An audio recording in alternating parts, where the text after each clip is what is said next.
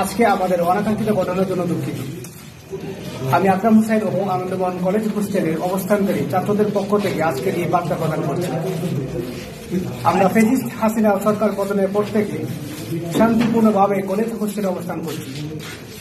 2025 সালের সিট নবায়ন সংক্রান্ত সৃষ্ট জটিলতায় আজ আমরা আক্রান্তের শিকার হয়ে গেলেও আমরা হলে অবস্থান করছি।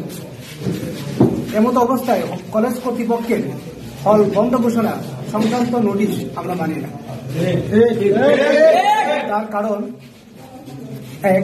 2021-22 সেশন অনার্স দ্বিতীয় বর্ষ এর ফাইনাল পরীক্ষা চলমান।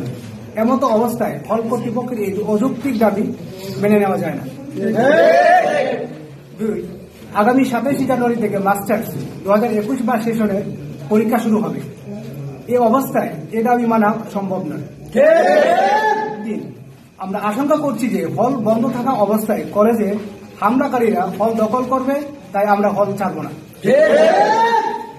এরপর ব্যক্তিতে নিম্নোক্ত দাবিসমূহ পেশ করছি। আমাদের দাবিসমূহ: 1.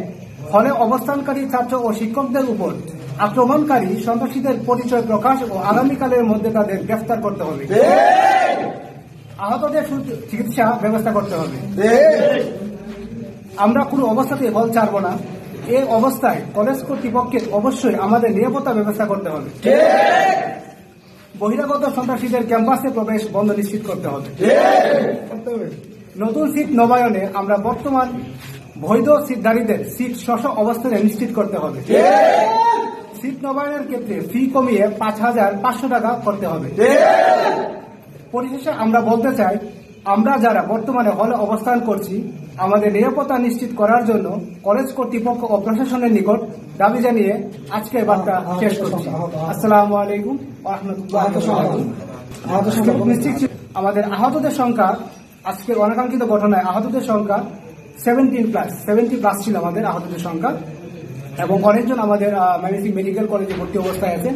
তাদেরকে তাদের চিকিৎসার জন্য আমরা সকলের কাছেই দোয়া প্রত্যাশী, তারা যেন খুব শীঘ্রই সুস্থ হয়ে আমাদের কাছে ফিরে আসতে পারে।